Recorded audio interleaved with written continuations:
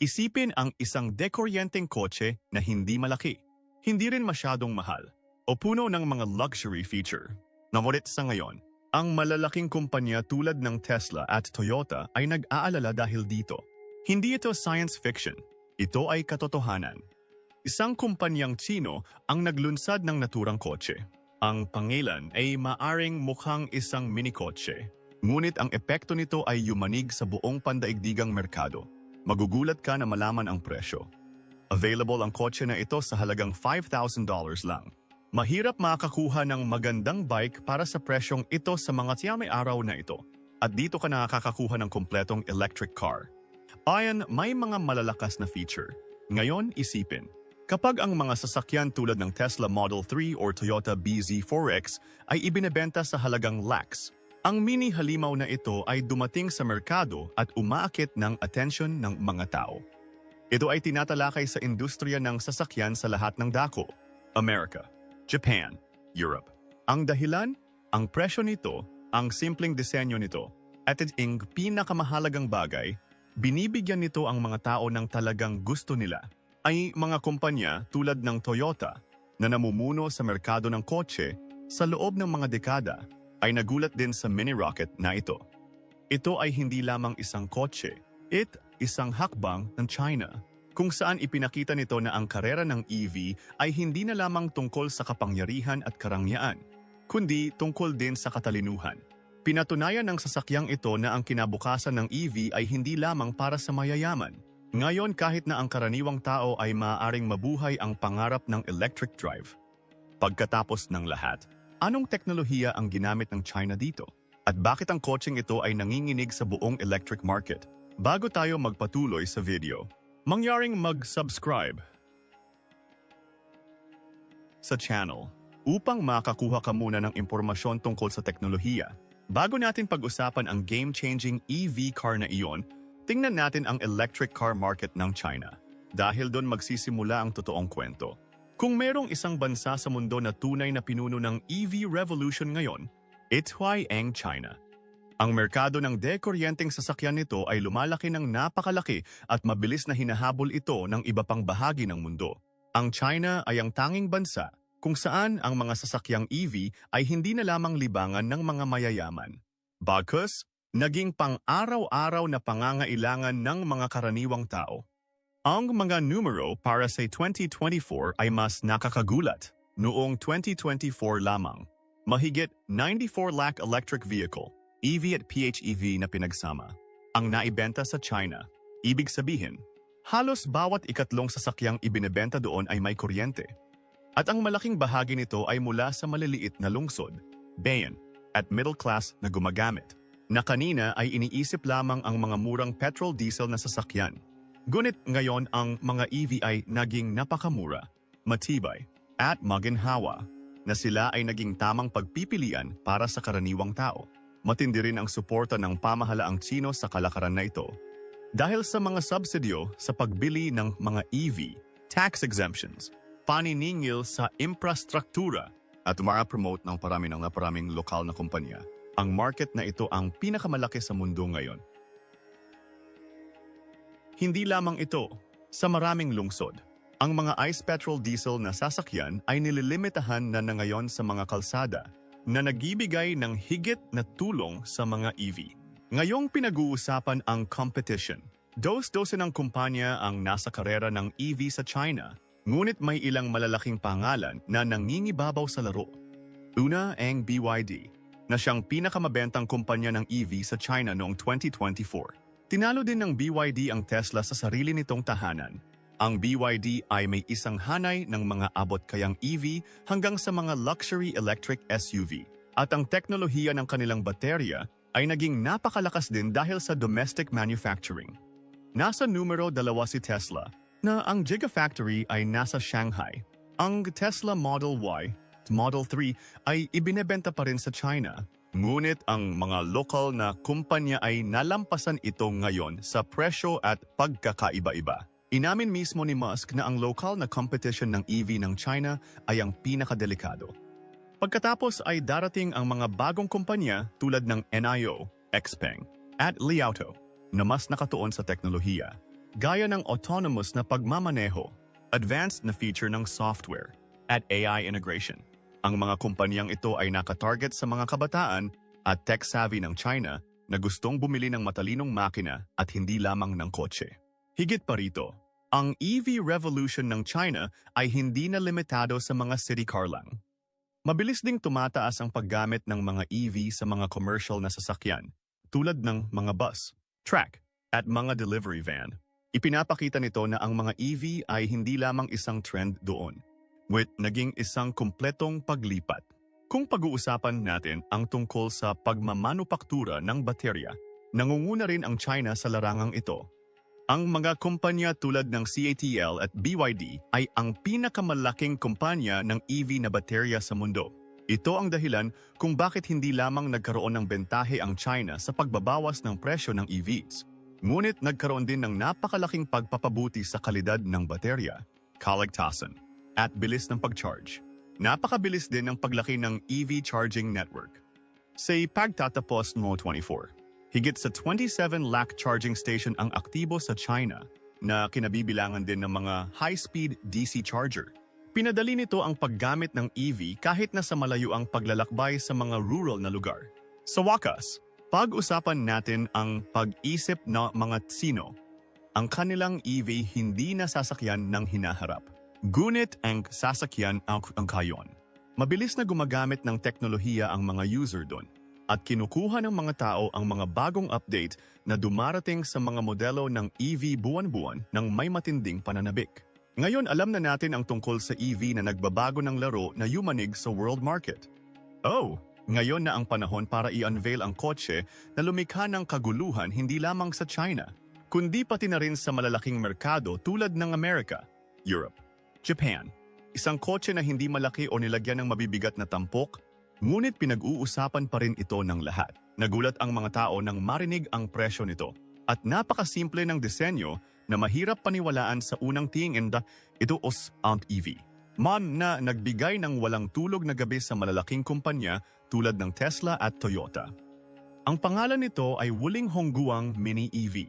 Ang pangalan ng kotse na ito ay unti-unting nagiging sikat sa mundo. At ang kwento sa likod nito ay si Mas Kawili-Wili. Ang Wuling Hongguang Mini EV ay resulta ng isang joint venture kung saan tatlong malalaking kumpanya ang nagtutulungan. Ang SAIC Motor, ang pinakamalaking kumpanya ng sasakyan sa China, General Motors, GM mula sa Amerika, at Wuling Motors. Ang kotse na lumabas sa partnership ng tatlong ito ay lumikha ng kaguluhan sa merkado na hindi man lang naisip ng sinuman. Ang unang sulyap sa kotse na ito ay dumating noong 2020. Nang ilunsad ang two-door na modelo nito. Sa una, walang nagseryoso. Ngunit sa loob ng ilang buwan, ang kotse na ito ang naging unang pinili ng mga tao. Ang dahilan ay ang presyo nito. Sa oras na iyon, ang kotse na ito ay magagamit para sa 4,500 hanggang $5,000 US. Kahit ngayon, imposibleng makahanap ng anumang EV sa mababang presyo.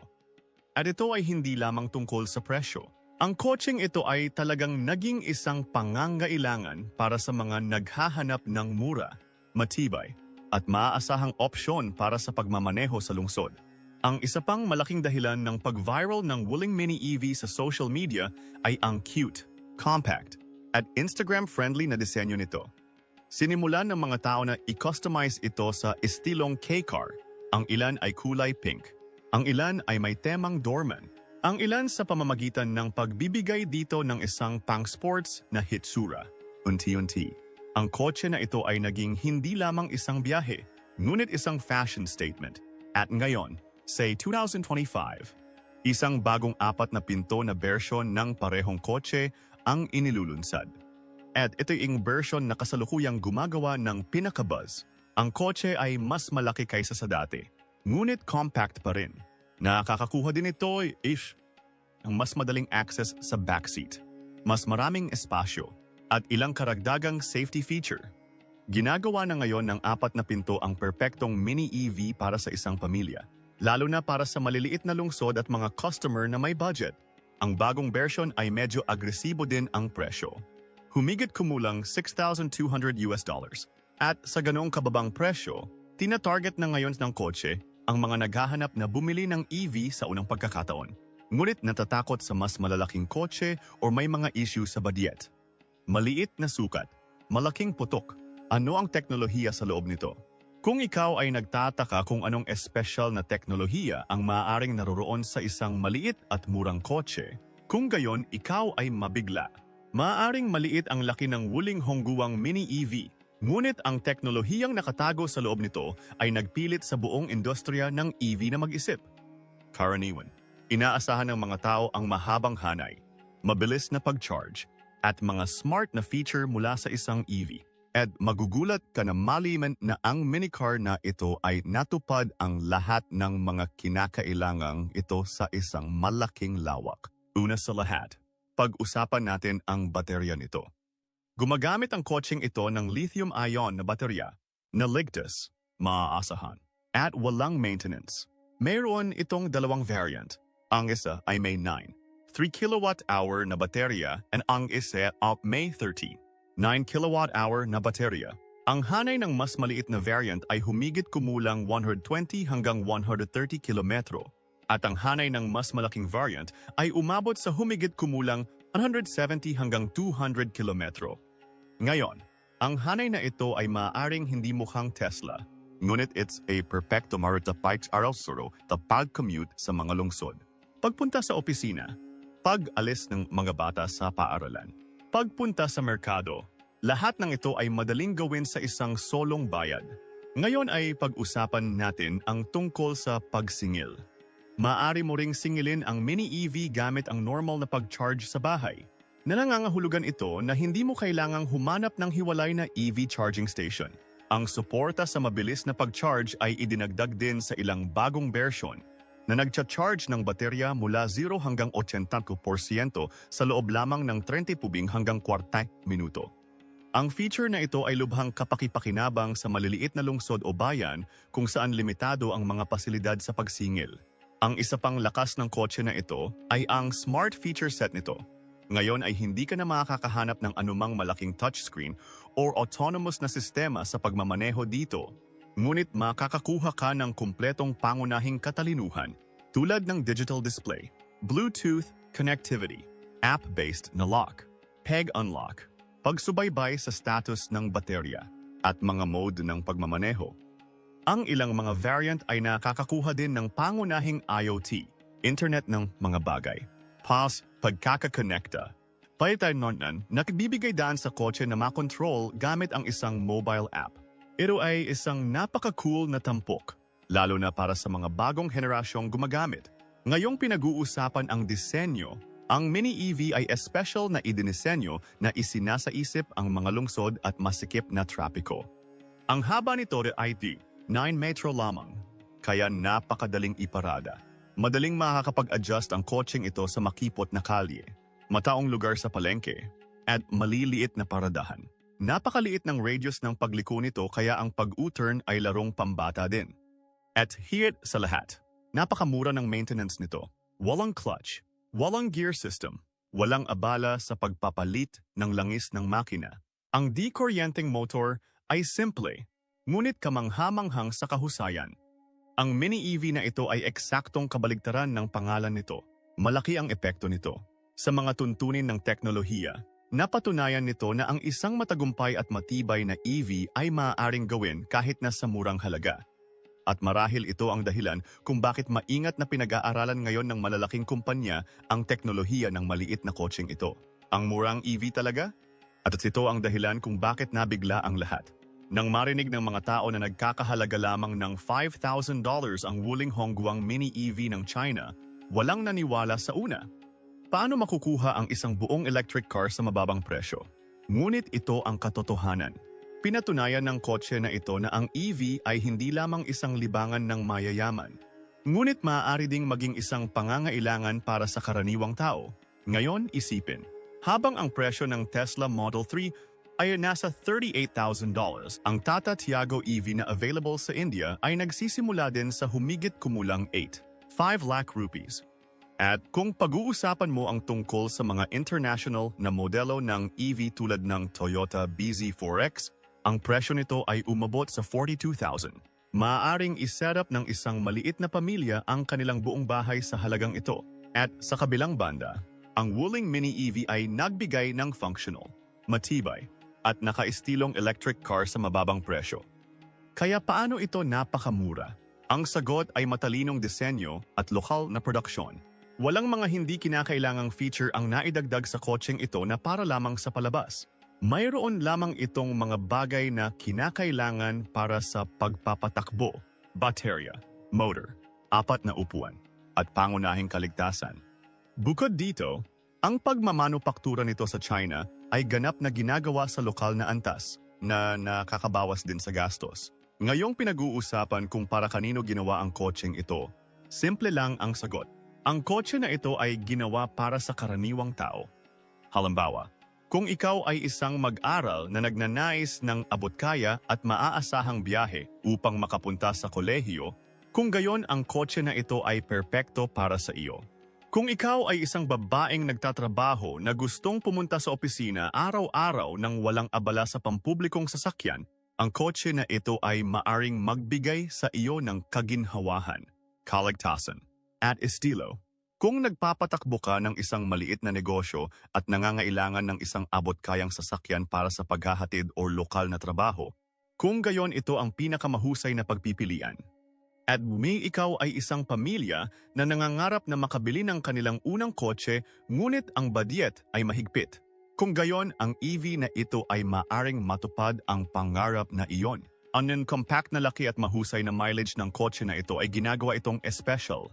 Para bang ito ay ginawa para sa mga tao. Trapico, attention sa paradahan ng mga lungsod. Madali itong iparada sa kahit saang sulok. At fast kapag na-charge, madali itong tumakbo ng 150 hanggang 200 kilometro. At ang pinakamalaking bagay, para sa mga hindi naisip na makakabili sila ng electric car, ito ay isang perpektong entry point para sa kanila. Hindi na kailangan ng anumang malaking paunang bayad. Walang takot sa mahal na maintenance. Madali, about kaya, at maaasahang karanasan sa pagmamaneho. Kaya nang dumating ang kotse na ito sa merkado, hindi lamang mga kumpanya ng kotse, kundi pati na rin ang mga customer ang nagulat dahil ito ang unang pagkakataon na may gumawa ng EV na isinasa-isip ang bulsa at pangangailangan ng karaniwang tao. At iyon ang naging pinakamalaking lakas nito. Limitado ba ang sasakyang ito sa China lamang o sakupin nito ang mundo? Maaaring kakaalis lang ng Wuling Hongguang Mini EV sa mga kalye ng China, ngunit hindi lang lokal ang intensyon nito. Sa sandaling nagsimula ang talakayan tungkol sa kotse na ito sa pandaigdigang antas, at ang presyo at teknolohiya nito ay umabot sa mga tao, nagsimulang tumaas ang demand nito mula sa maraming bansa sa mundo. Ngayon ang tanong, sa China lang ba ibebenta ang sasakyan na ito o dadalhin din ito sa ibang bansa? Sa katunayan, ang plano sa pag-export ng kumpanya ay mabilis nang inihahanda. Ipinadala ang Wuling Mini EV sa South Asia, Africa, Latin America, at maging sa ilang bahagi ng Europe para sa pagsubok at mga pagsubok sa tao. Ang special na bulay ay nasa ilang mga lugar ito ay inilunsad na may rebranding, tulad ng sa Europa na may pangalang Freeze Neck Grab. Ito ay malinaw mula dito na ang kumpanya ay nais na gawin itong isang international na hit. Sa mga bansang tulad ng India, natural ang pangangailangan nito. Ang EV market ay mabilis na lumalaki dito. Ngunit mayroong isang kakulangan ng mga dekuryenteng sasakyan na pasok sa budget ng isang karaniwang tao. May mga option tulad ng Tata Tiago EV at MG Comet EV. Ngunit ang $5,000 na tag ng presyo ng Wuling ay nagbibigay sa kanila ng isang mahigpit na competition. Kung ang kotseng ito ay dumating sa India at na-assemble dito, maaari nitong baguhin ang mukha ng EV market. Sa mga rehiyon tulad ng Africa at Southeast Asia, kung saan naghahanap pa rin ang mga tao ng murang mga options sa transportation, ang sasakyang ito ay may malaking saklaw. Isinasaalang-alang ang mga kalsada, trapiko, at infrastruktura sa lungsod dito, ang Wuling Mini EV ay ganap na akma sa bayarin. About kaya, compact, at matibay.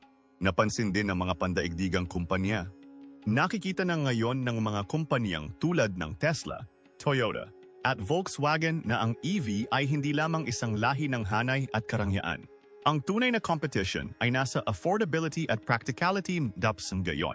Kung ang mga kumpanyang tulad ng Wuling ay magiging sikat sa buong mundo, ang malalaking kumpanyang ito ay kailangan ding baguhin ang kanilang mga plano. Tanda ng isang bagong revolution sa mundo ng EV. Ang Wuling Mini EV ay hindi lamang isang kotse.